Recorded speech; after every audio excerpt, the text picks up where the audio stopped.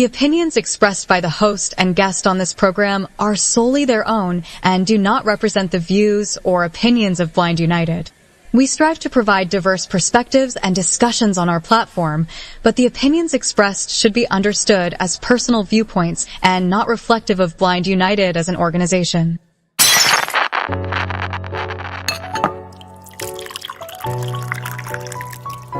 It's time. It's time for coffee time. Coffee time. Coffee time. Coffee time. Coffee time. Coffee time. Coffee time. And here is your coffee time crew. Well, good Tuesday morning, everyone, and welcome back to Coffee Time with Blind United.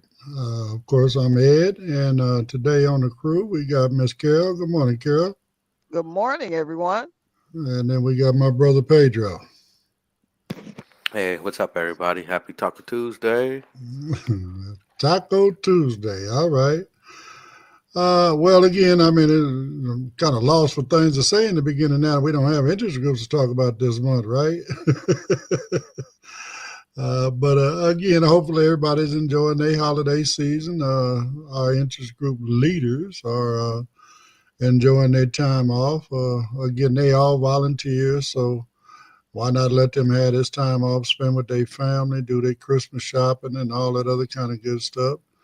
I mean, we all got a lot of stuff to do in the month of December, trying to get ready for these holidays. So, but we will be back with you with our groups on January. So don't haste, don't stress. We'll be back.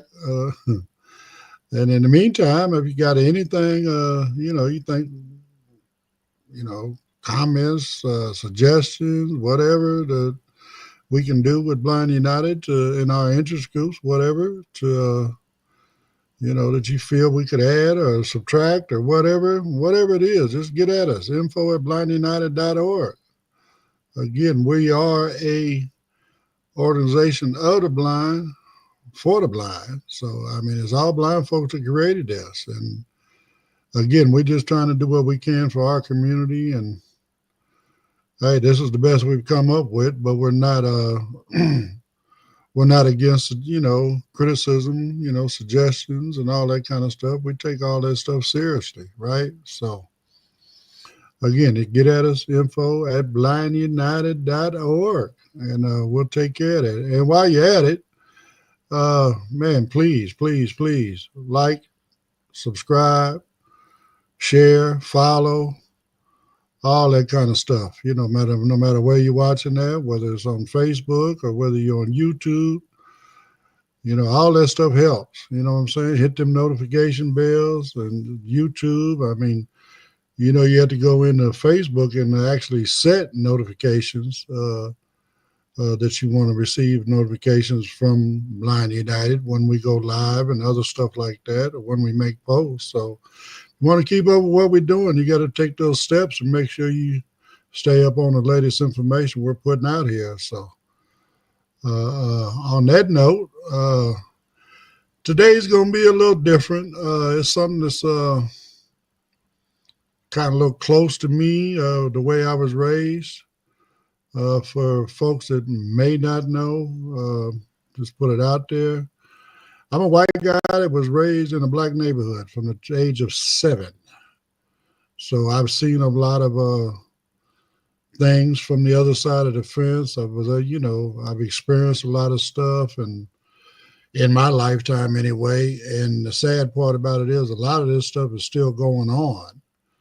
So today's discussions are going to be about racism and discrimination and what's going on within our American society in today's world. So we're going to jump right on into that, and hopefully we'll have plenty of room on the other end to conversate once everything gets brought back together. So whenever you're ready, my brother, you can hit that first one. Set towns were communities across the United States that systematically excluded non-white individuals, primarily African Americans, from residing or remaining within town limits after sunset. These towns enforced racial exclusion through a mix of discriminatory laws, intimidation tactics, and outright violence, maintaining all-white populations. Historical overview.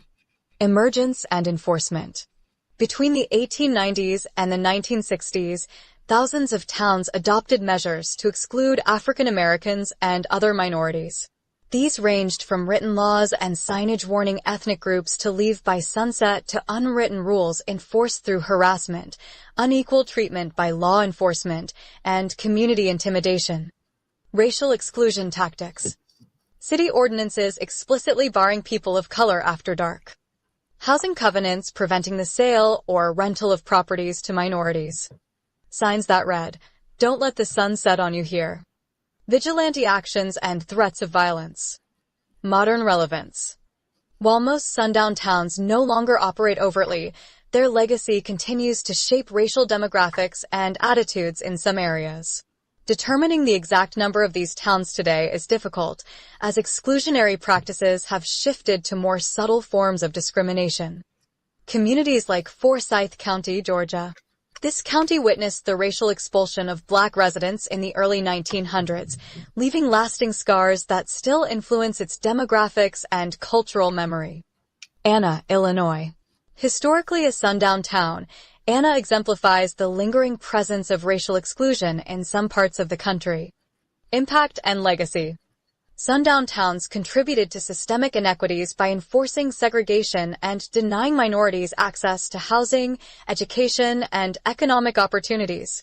This exclusion has left a generational impact, perpetuating racial disparities in wealth, mobility, and access to resources. Why this history matters. Understanding the history of sundown towns is essential for addressing systemic racism and creating inclusive communities. It reminds us of the importance of acknowledging past injustices and taking steps to dismantle their ongoing effects. How do you think the legacy of sundown towns continues to influence modern America? Share your thoughts and join the conversation. Now, back to the Coffee Time crew for their thoughts.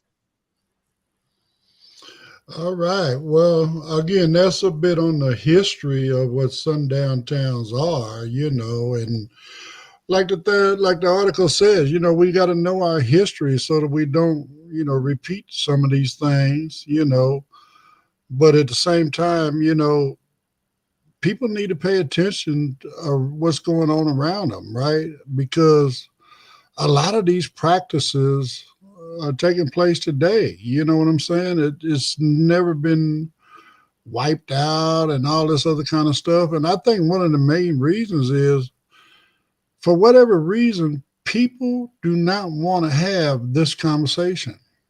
I don't know what it is, but how can we ever fix it if we never have the conversation, right? I mean, I just don't see how we can do that, so I'm opening the door for conversation on it. And like I said, we're just starting off with the history of where this stuff comes as we move through the show today. I got more stuff for you, but so anyway, just to throw it out there, I mean, it only mentioned a couple different towns they're still practicing the sundown stuff, discrimination. But there's a lot more. I know when I was doing the research, there's a couple here in California. I know there's a few of them back there in Texas, right, Carol? Oh, I agree. Yes, sir. But again, they're all over the country, so anyway, Okay, so even though I know we gone through the civil rights and all that, and from segregation and all that, and to me it's surprising that we still have towns like that although do it subtly, and they shouldn't be doing it subtly, because it's basically trying to sweep things under the carpet and still let it happen. Right. Yeah. So I am surprised that this happens, but not too surprised. Being in 2024, some people are still holding to stigma to their beliefs, I guess, because we're all human. We're all human in the grand scheme of things. We're human. Period. That's it. We Amen. we all bleed red. We all breathe the same air. You're right. And to kind of try to have these towns where folks of color has to still watch their back, or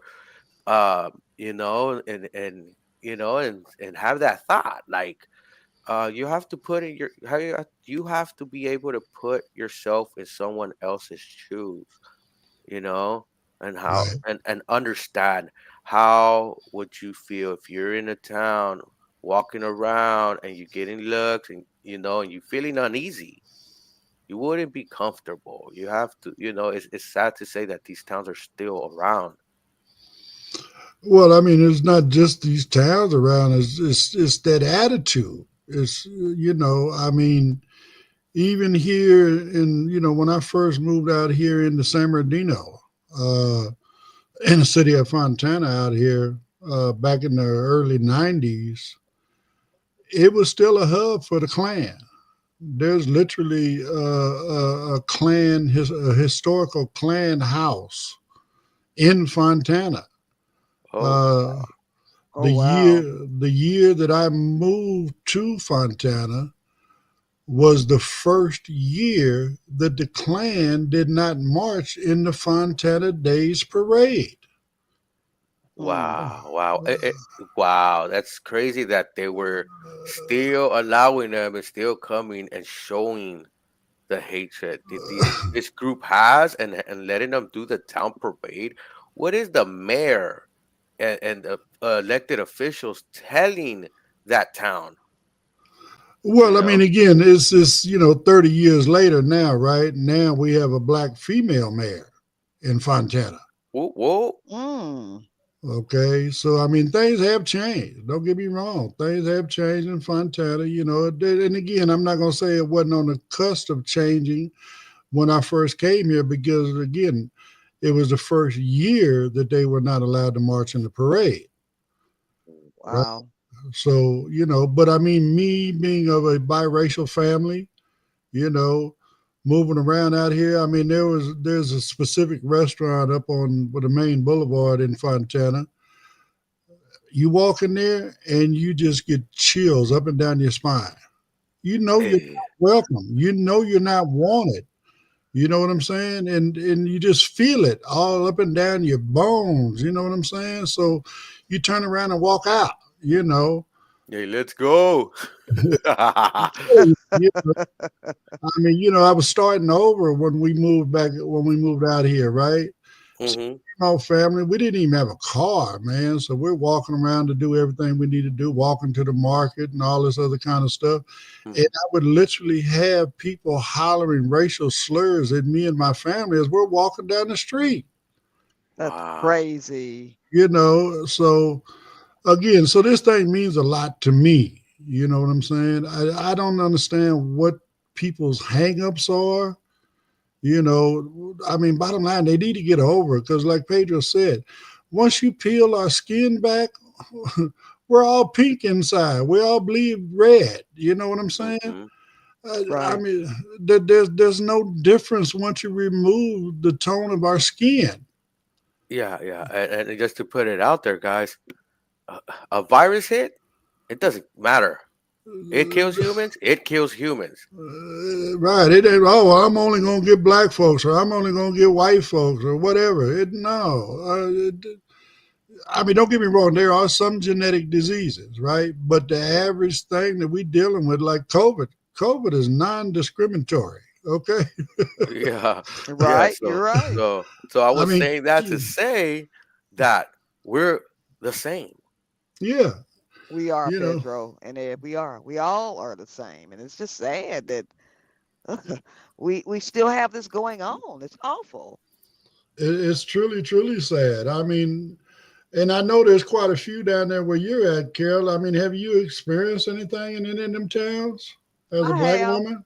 I have, as a black woman, I grew up with public school, but I went to private school. And as a child, I remember I had a white friend, and the parents said, "Don't play with her."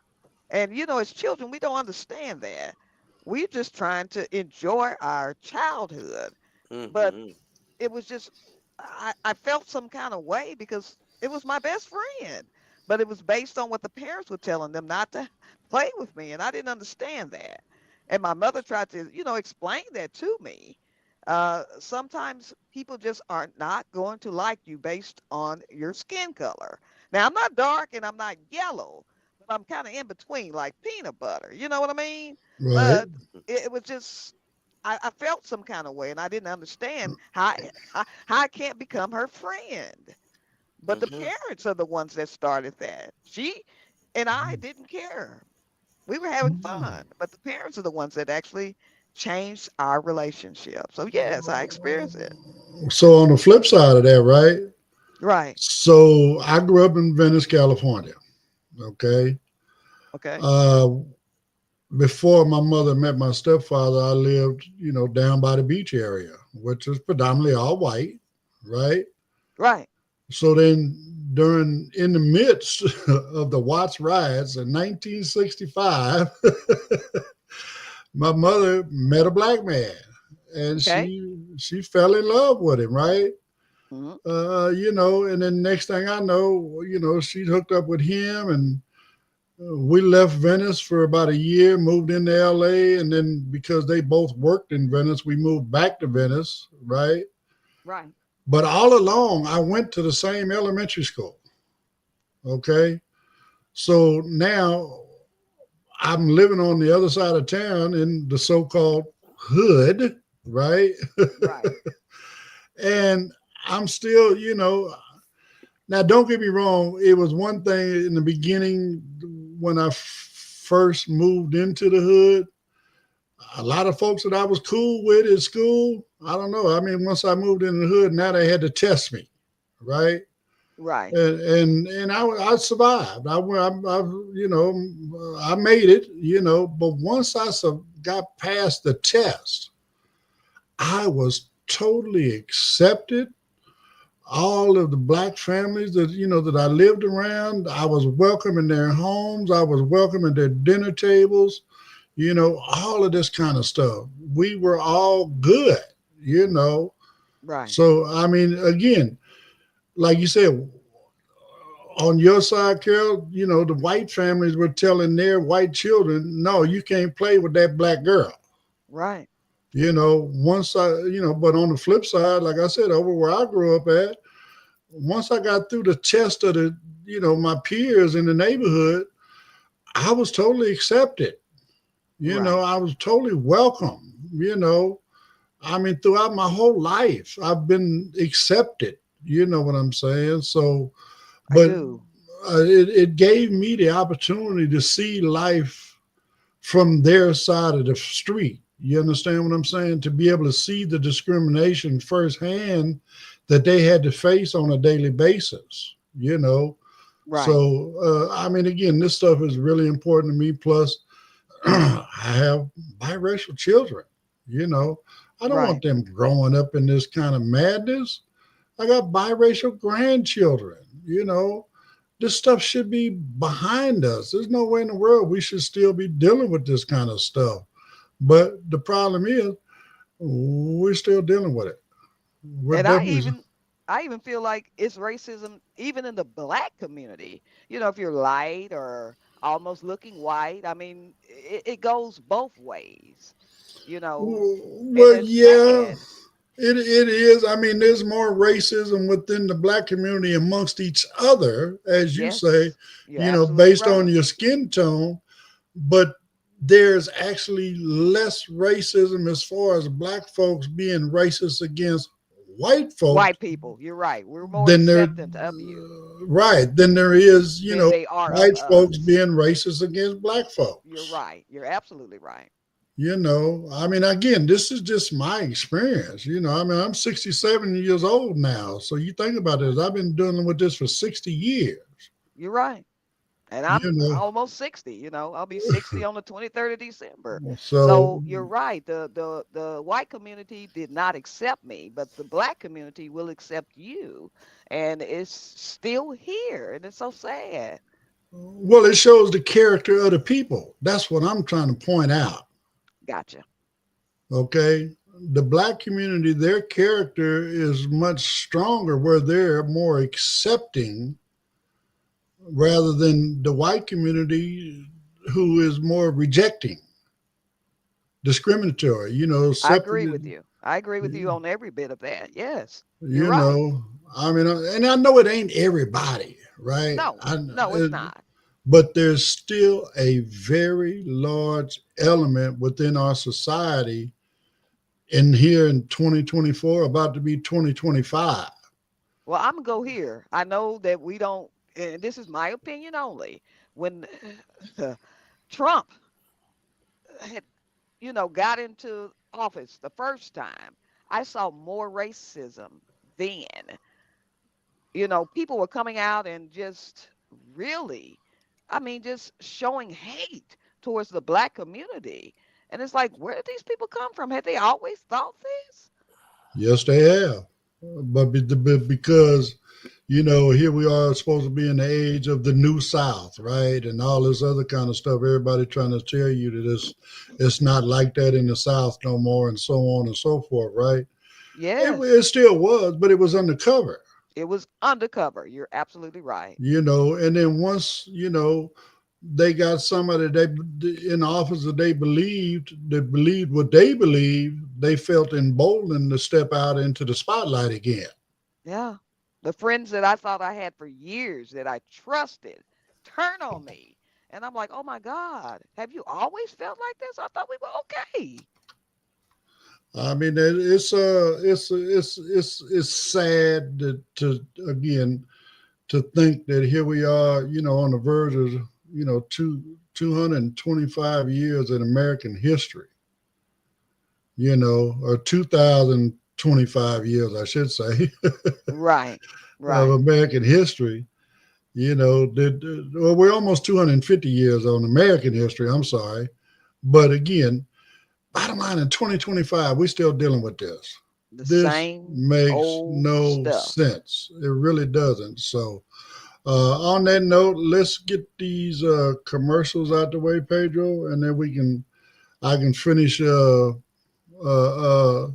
out this puzzle I've laid out for you guys today. If you'd like to know more about Blind United, you can visit our website at blindunited.org. You can email us at info@blindunited.org. You can call us at 909-846-8825. You can follow us on Instagram at Blind United Interest Groups. You can follow us on X at Blind United 22. You can watch our YouTube channel, Blind United. You could join our Facebook group, Blind United Interest Groups, or you can follow our Facebook page, Blind United. Join Blind United for a night of fun, food, and festivities at our ugly sweater and sneaker party. Celebrate the season with us while making connections and supporting a great cause. When Saturday, December 28th, 2024. Time, 4 p.m. to 9 p.m. Where? VFW Post 2070, Monrovia, California. Cost, $35 per person in advance. Payment deadline, December 18th, 2024. How to reserve your spot. Sell your payment to Blind United Inc. and use the email blindunited2022@gmail.com. Memo. Include sneaker party and your phone number or email. What's in store? Attire. Bring your holiday spirit. Wear your ugly holiday sweater and your best sneakers.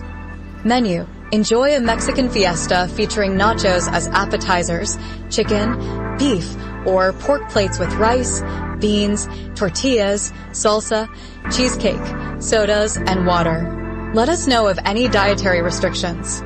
There is a cash bar, drinks available for purchase. Raffles and contests. Raffle prizes. A 65-inch TV, shipped directly to the winner. An any-day cookware set and a Ring doorbell must be taken home by the winner that night. Raffle tickets, $5 each or 5 for $20. 50-50 drawing, $1 per ticket or 6 tickets for $5. Contests, show off your creativity and win a $25 gift card for Best Ugly Holiday Sweater, Best Sneakers. Don't miss out. Reserve your spot today for an unforgettable evening of food, fun, and fantastic prizes while supporting Blind United and its mission to empower individuals with disabilities. For more information, contact Ed Davis, CEO of Blind United. Phone 909-532-9513. Email info@blindunited.org. Celebrate, connect, and give back in style. Yeah, y'all come out and hang out with us. Show off your best ugly sweater, your best pair of tennis shoes, and enjoy a good meal, good company, good music, and man, hopefully, everybody win a little something while we're in there. So anyway, moving forward, again, so the first article was all about the history of, sundown towns and stuff like that, where discrimination kind of first, got started, right? So this next article is going to show you a lot of discrimination that's actually continuing to go on today. Today on Coffee Time, we're discussing the persistent issue of discrimination across American society.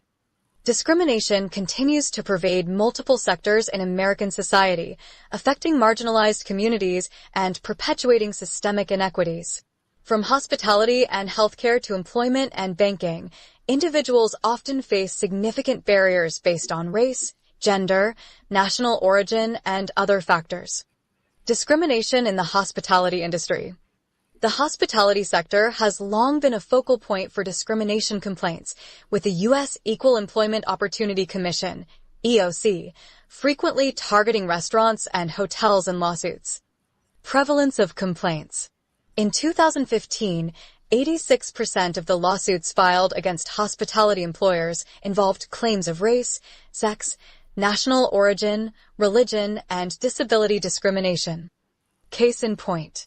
In 2024, Dwight Jackson, a black man from Detroit, filed a lawsuit against the Shinola Hotel, alleging racial bias. Jackson claimed he was denied employment until he applied using a name perceived as more Caucasian. Healthcare disparities and structural racism. Systemic racism within healthcare disproportionately affects minority women, compounding disparities in access to quality care. Impact on minority women.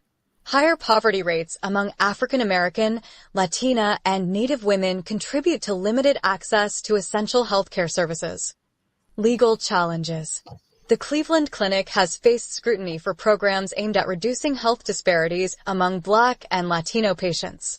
Activist groups have alleged these initiatives violate federal laws by discriminating based on race. Employment discrimination. Workplace inequities remain a significant issue, with pervasive biases affecting hiring, pay, and promotions. Disparities in hiring and pay. A Harvard T.H. Chan School of Public Health study found 31% of women reported gender-based discrimination during the hiring process. Additionally, 57% of Black Americans experience discrimination in pay and promotions. Federal judiciary findings. Between 2020 and 2022, workplace misconduct issues, including discrimination based on race and gender, topped reports in the U.S. federal judiciary, according to the Government Accountability Office. Biases in banking and financial services. The financial sector is no exception, with racial disparities in lending practices disproportionately affecting Black and Latino individuals. Loan and mortgage denials. Studies reveal higher denial rates for Black and Latino borrowers compared to their white counterparts, even when controlling for financial factors. Regulatory actions. The Consumer Financial Protection Bureau has actively pursued cases against discriminatory lending practices, aiming to ensure fair access to financial services. Legal protections against discrimination. Federal laws such as the Civil Rights Act of 1964 and the Equal Pay Act of 1963 are designed to combat discrimination across various domains. The EEOC enforces these protections, addressing issues related to race, color, religion, sex, national origin, age, disability, and genetic information. Conclusion. Despite legal frameworks to combat discrimination, systemic biases persist across industries. Addressing these inequities requires collective action, stronger enforcement of anti-discrimination laws, and a commitment to creating inclusive practices. What are your thoughts on the ongoing fight against discrimination? How can industries and communities better tackle these pervasive issues? Share your insights in the comments. Now, back to the Coffee Time crew for their thoughts. All right. Well, there's a lot to unpack there, right? But the main point of the article is to point out that, we're talking about something that started back in, the 1800s, and here we are in 2000s, and it's still going on, y'all. Again, I grew up hearing, about what they call red line districts, where you couldn't, black folks, minorities could not buy property outside of that red line. You know what I'm saying? If they couldn't cross. I mean, LA was full of it. Historically, Los Angeles had what is now part of what we call South Central LA at one point was not open to minorities. They were not allowed to buy property there. I mean, and then when they pushed back and pushed back and pushed back and finally got, the law to back them up and, the equal rights stuff, right? And they were able to buy property. What did they do? They built a 10 freeway. And within that, they tore out a lot of these homes that had been purchased by black folks, okay, to run a freeway through there. I mean, it's just crazy the way that they're doing this stuff, So, again, it's still going on, people getting denied, for racial reasons, whether it's for a loan, a job, or whatever the case may be. And the problem is, even though, like the article says, there are guidelines up to combat this stuff, you would not realize how hard it is to prove that something was done based on race.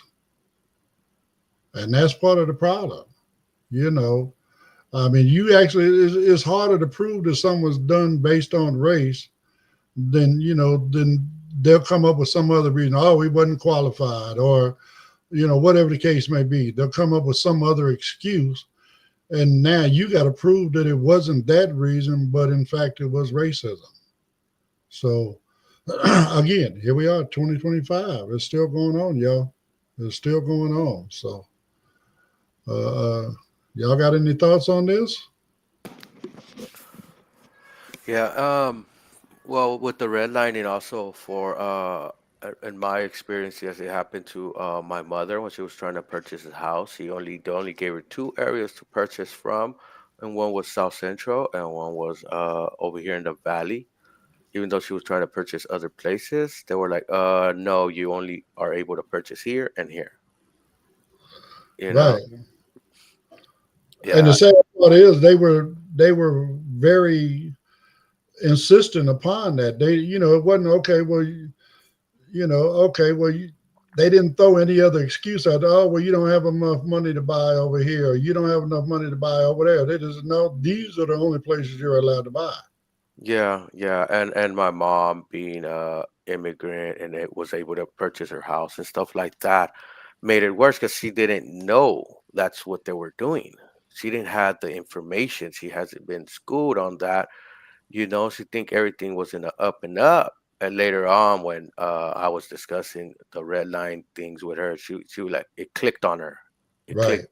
She was like, oh, and then she started explaining to me the process of when she was looking for a home to purchase. You know. Right. Once you connected the dots for her, then she put it all together. You know. Hmm. And I it's sad mean, that it happened, and it's barely leaving, barely got attention on the '90s to get to start dismantling that. But there's still some of that around. of You course. know. I mean, you hear it all the time on different, news and YouTube and stuff like this where, get out of this neighborhood. You don't belong here. What do you mean I don't belong here? I qualified for a loan and I bought a house here. So what do you mean I don't belong here? You know, Right. You're absolutely right. I uh, mean, my mother, I mean, when she moved in this area, it was a predominantly white area. And the white family started moving out because, they didn't want her here. And, she stood by what she could afford, but now it's a predominantly black and Hispanic area that I'm in now, in the same area, you know. of course. I mean, and I know I talk about California because I'm a California boy. I've been here all my life. But bottom line, let's go here. Los Angeles is going through a regentrification right now. It's been going through this process now for what, at least a good close to 10 years at least, right? Hmm. Right. And what's going on is, so again, these areas I was speaking about earlier where, it was all white folks, black folks wasn't allowed. Well, eventually, like Kara was saying, these neighborhoods ended up being all black, right? Right. And all the white folks and stuff like that moved out. All the Latinos were moving in, black folks moving in. White folks are moving out, and they started moving into suburbs outside of LA. They're commuting into town, right into LA, and then they just started moving further and further out as minority economic group, got stronger, and they were able to buy more homes in different areas and so on and so forth. White folks that didn't want to be bothered kept moving further and further out, right? So now they're in a position where they're commuting with traffic, LA traffic, right? Two, 3 hours a day just to get to work, right? Crazy. So what they've done is now they've started coming back into the neighborhood. They've started buying property, and they're running the prices up on the property in LA to where they're pricing minorities out of the neighborhood. Okay, so they're moving back in and they're chasing minorities out Because they can't afford it. because they can't afford it. I mean, they and then, I mean, and they do certain things like I don't know if you remember this, Pedro, but remember when they were building the metro subway system? Okay, he's doing something else So back there. say that again. Do you remember when they were building the LA metro subway system? Hmm. Okay, so in the movie Speed, where the one train came up through the ground in Hollywood, right? Hmm. So I'm talking about that project. When Oh. when they did that project running the subway up under through Hollywood, Hmm. it took them about a year. Okay. When they did that same style of project running down Crenshaw through the hood, it took 5 years. Oh, And wow. all those businesses up and down Crenshaw that were independently owned, mom and pop type businesses, right? They could not afford to hold on and wait on them project to get through. So what did they do? They end up selling out. And now you got all of these franchises that have stepped in and filling those commercial spaces. And they Yeah. Wow. ran all the independent black owners out. Mm, Mm. mm. Also, we have a comment. Monica said, "Good morning. Very good topics today. It's true. We need to get along. As long as you don't offend me or have any issues with me, I don't care what color are you, pink, purple, whatever it is, as long as you treat me right, whatever it is, I'm good. I'm good with you. That's Good right. morning, Monica. You're Good morning, right. Monica. I mean, you think about this, folks. Look at what we got going on right here. You got a white man, a Hispanic man, and a black woman on the air together. Yeah, It wouldn't happen back in the day. you're absolutely right, Ed. It would not happen back in the day, but here we are, because we as a people, the majority of us, we no longer care about color. We worry more about the content of the character of the person. That's right. I don't care who you are, who you love, whatever. I mean, I've been shunned. Why? Because I'm a white man that love black women. Okay? Right. I mean, it doesn't make any sense. I love who I love. Okay? Well, who I love is none of your business, of You're right. anybody's business. That's my business, me and the person that I'm in love with. And I say that whether it was, biracial or same sex or whatever the case may be. If that's who you choose to love, that's your business. I agree with And you on that, Ed. I mean, I'm a black woman that love women, but I still love men. Not saying sexually. I just have friends that are right, genuine. It's about their character. It's not about who I lay with. I love people. And it doesn't have anything to do with who I'm attracted to. Just be good to me. Period. that's it. Treat me like like I treat you. That's the way I live my life. I treat people the same way I want to be treated. Hmm. So and that's what we all need to do. We all need to treat each other the same way we want to be treated. Again, if you don't like my lifestyle, you don't have to come hang out with me and party and do the things that I do. You can do what you do. But when we meet in a common place, whether it be in a restaurant, a shopping mall, a car lot, whatever the case may be, don't treat me like I'm beneath you, because I'm not. Right. None of us are beneath another person. We're all equal, in the eyes of the one that truly matters. Okay? Well, that's my belief, that's my opinion. But again, it doesn't make any sense, y'all. I mean, I'm sorry, but I'm really, really, really passionate about this kind of thing. You know, I think that, racism is truly the cancer of American society, It is. and we need to get rid of it. If we don't get rid of it, we're going to destroy ourselves from within. Where I find the Okay? most, oh, I'm sorry, Ed. No, go ahead. No, what I was saying is when I find the most humanity is if someone has an accident or there's some type of disaster or tragedy. People don't care about the color of the person or what they may have as their sexual orientation or anything. They're just looking for help. That's when the real true person comes out. But when everything is over, they go back to their same old being. And that part I don't understand. I mean, bottom line, if you're a white man and you're suffering and you need CPR, and the only person around that knows how to do CPR is a black person, are you going to say, no, I don't want it? No, you're not. I mean, that's the time we, like you said, Kaz, when we come together, because when you are in fear of losing your life, all that stuff goes out the window. It's about whoever can help me stay alive. Now, You're right. once you get your scruples back together, and you back up on your feet, whatever you want to call it, now that racism is very possibly going to come back. You You're know, right.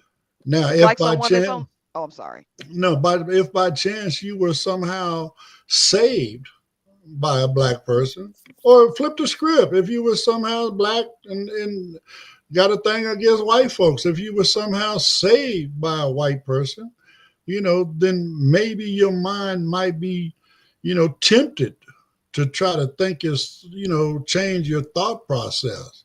But oftentimes it's not. Why? Because of the influence of the people around you. We go back to the history of it. Like when we were talking earlier, Carol, it was the white kid's parents was telling the white child not to play with you. Right. Okay. These kind of things still go on. These they go on every day, y'all. They go on every day, and it needs to be stopped. It's not everywhere. Let me reinforce I'm saying that, because not everybody is like that. I mean, bottom line, we got an organization right here, Blind United. I don't care if you're black, white, brown, yellow, pink with purple polka dots, okay? I don't know if you care if you're gay, straight. I don't care if you come up to me sounding like Barry White and tell me your name is Sally. I'm going to call you Sally. Right. Okay, because that's your lifestyle. That ain't got nothing to do with me. Okay, I'm going to accept you for who you are. Right. And Blind United is going to accept you for who you are. Okay, we don't care about none of that stuff. So on that note, Pedro, you got anything else you want to add before we move to the next one? No, we can move on. Okay, so again, pay attention to what I'm doing, y'all. I laid out the history. I laid out what is still going on today, right? Now I'm going to show you what they're trying to do for the future. Today on Coffee Time, we're delving into the controversial plans of Christian nationalist leaders to establish a community in Gainsborough, Tennessee, and the strong local response to these efforts. The plan to build a Christian nationalist community. Podcasters Andrew Iskier and C.J. Engel have publicly discussed their initiative to attract individuals who share their Christian nationalist ideology to the small town of Gainsborough in Jackson County, Tennessee. Their goal is to consolidate like-minded people to wield political influence and build a community aligned with their beliefs. Local residents push back. Residents of Gainsborough have expressed serious concerns about how this plan could affect the town's character. At a spontaneous town hall meeting, community members voiced their opposition. Kara Smith, a Gainsborough resident, stated, "We don't want one news story to portray something of Jackson County that we're not," reflecting a broader apprehension about the potential impact on their community values. The vision of Iskier and Engel. Iskier and Engel's strategy involves concentrating individuals with similar views to increase political power. Iskier explained, "If you were able to take even a few hundred people that all think the same way, you could exercise far more political power even with a few hundred or a few thousand people than you can on your own widely dispersed across the entire country." This effort to create a consolidated base in Gainsborough is part of a broader trend among Christian nationalist groups to establish rural enclaves where they can exert significant social and political influence. Broader trends in Jackson County. This initiative isn't isolated. The Southern Poverty Law Center has documented similar movements in Jackson County, including the Ace True Folk Assembly's purchase of land to establish its headquarters. Such actions reflect a growing pattern of white nationalist and Christian nationalist groups targeting rural areas in Tennessee for their agendas. Conclusion. The plans to create a Christian nationalist community in Gainsborough have sparked alarm and resistance among local residents, bringing attention to the broader strategies employed by similar groups across the region. These developments raise critical questions about community identity, inclusion, and the power of concentrated ideologies. Now, back to the Coffee Time crew for more conversation. So, what I see in this article here is these folks are buying up land in this county, Jackson County, specifically around this one town, and they wanted to attract more and more of these Christian nationalists, again, white Christian nationalists, which is code for supremacists, okay? And they want to attract all of these like-minded people to this area, as they said, to create political power. I mean, think about this when I was talking about this before, Pedro. Remember I was talking about, man, I'd love to be able to buy that building down in Inglewood and fill it up with blind people. You know, if I had that building full of blind people, imagine how we could turn Inglewood into the most accessible city in the land, right? Because why? We got all these people concentrated in one place. This is the Hmm. same thing that these folks are trying to do, right? So now they're getting pushback from these folks that already live there, okay? Because Hmm. they are biracial, you know, there are multiracial people that live there, right? Hmm. And they don't want this stuff in their town, so they're pushing back. Oh But wow. imagine this. What if they would have tried this in these so-called active sundown towns? Mm. These people are already have that like mind. They're not going to resist them.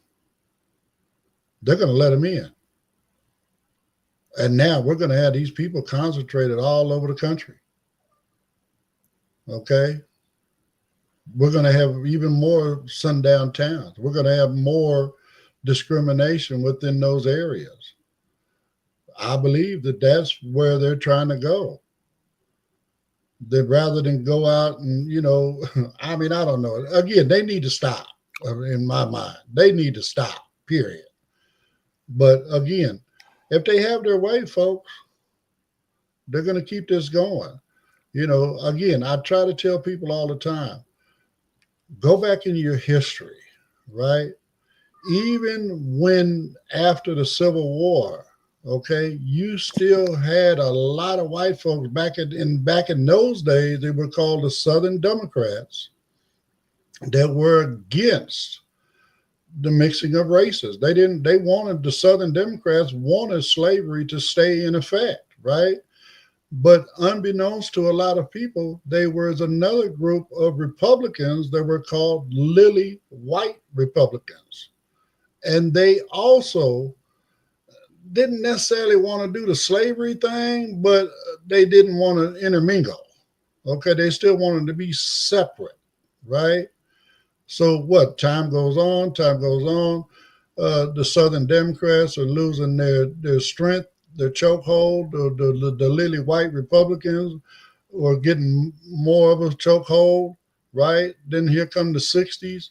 You know what I'm saying? We got all the civil rights stuff that jumped off in the '60s, and then you had a switch in the parties.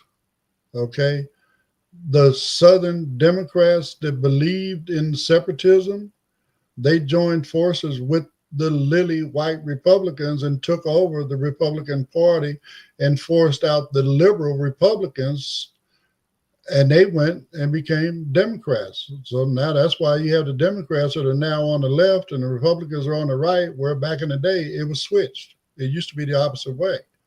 Okay. But again, these folks have had this mentality. I'm going back to what you said earlier, Carol. It's the parents telling the kids they can't play with the black kids. Right. They've been doing this stuff now for centuries. Yes. And this is why these people still exist.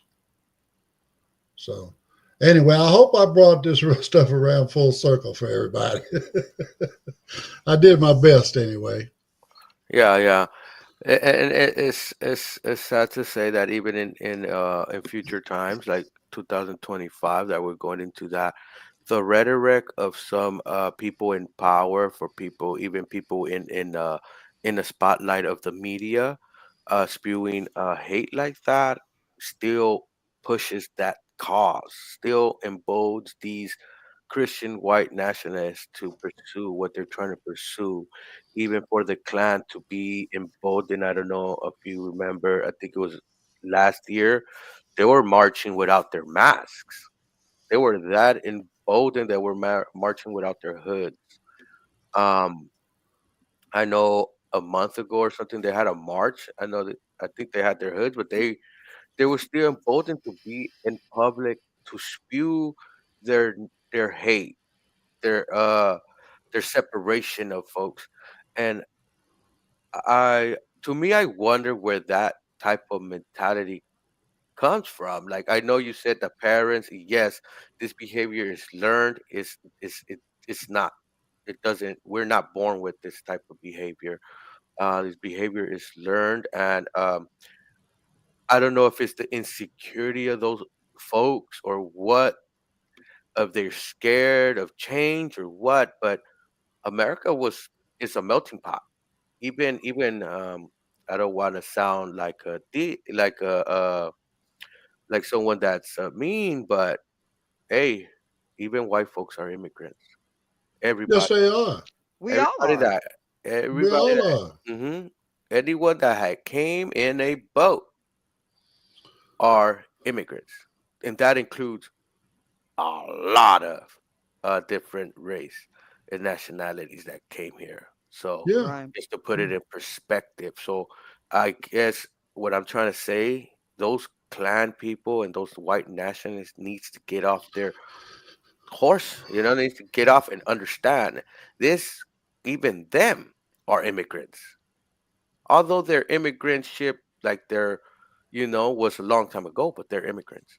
Bottom line, they're immigrants. Exactly. And not trying to be funny or nothing, but if a certain person gets his way where he can dismiss, I believe, what is it, the 14th Amendment, and have it changed, which states, where you have birthrights. Uh, if you were born in America, okay, you automatically be a citizen because you were born here. Hmm. He's trying to have that removed. I don't think he's going to get that removed. I don't think he's going to be able to get that amendment uh, amended, right? Because Hmm. guess what? If you remove that clause, guess what? We all Everybody's got to go. citizen. We all got to go. We Well, all got to go. Everybody's Right. citizen is now null and void. Right. yeah. Also, they were talking about it goes periodically, not periodically, but proactively, meaning from that time when they changed it and on. So basically, it's like he's saying, "Hey, I took advantage. Look, uh, look. The upcoming elected president, his wife. What is she? An immigrant. What Yes, is she she? is.